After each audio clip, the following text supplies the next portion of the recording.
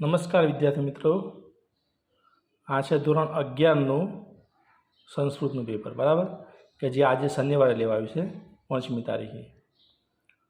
તો મિત્રો સોલ્યુશન જોઈ લો, બરાબર. શ્લોકોમાં સોલ્યુશન કર્યું છે, બાજુમાં મેં લખ્યું જ છે, બરાબર.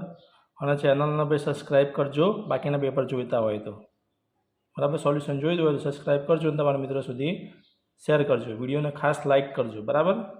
તો જોઈ લો મિત્રો, આ સોલ્યુશન તમારું, બરાબર. આ બીજાનું ત્રીજાનું મેં મૂક્યું છે, પછી ચોથું, પાંચમું, છઠ્ઠા નંબરમાં જુઓ, છઠ્ઠામાં બી આવશે, સાતમામાં આવશે બી, આઠમાં આવશે બી, નવમામાં ડી, બરાબર. આગળ જુઓ,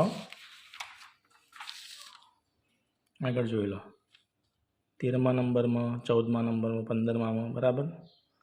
16મા નંબરમાં સી, 17મામાં સી, 18મામાં ડી, 19મામાં સી.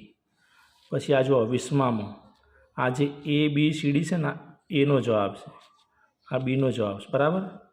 એ પ્રમાણે સી અને ડીનો જવાબ છે, જે મેં લીટી અંડરલાઇન કરી જ છે, એટલે એ પ્રમાણે તમે જવાબ જોજો અને કોમેન્ટ ખાસ કરજો કે તમારે કેટલા માર્ક્સ આવશે. બીજું કે ધોરણ 9નું ગણિતનો મોસ્ટ ટાઈમ વિડીયો મુકાઈ ગયો છે દાખલાઓનો, તો ખાસ એકવાર એ દાખલા કરીને જજો, કેમ કે પેપરમાં મોટાભાગના દાખલા એમાંથી જશે, બરાબર, ધોરણ 9 માટે.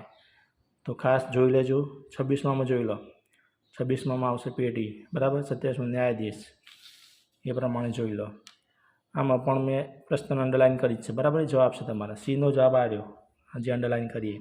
એ બી અને ડીના તો જવાબ લખ્યા છે, સુંદરમ, મનોહરમ અને આકર્ષ્ય. 30 અને 31નો જવાબ આ લખેલો જ છે, બરાબર. પછી અર્થ વિસ્તાર પણ આ લખ્યો જ છે. જો 34માં ખાલી જગ્યામાં જોઈ લો, એટલે 35માં જોઈ લો, જોડકા જુઓ, બરાબર. તો ચેનલને ખાસ સબસ્ક્રાઈબ કરજો મિત્રો, અને તમારા મિત્ર સુધી શેર કરજો, વિડીયોને લાઇક કરજો. 43માં આવશે સી, 44માં એ, 45માં ડી, 46માં સી, 47માં એ, 48માં એ, 49માં એ અને 50માં બી. તો થેન્ક યુ મિત્રો, મળીએ નેક્સ્ટ વિડીયોમાં, નેક્સ્ટ પેપરમાં.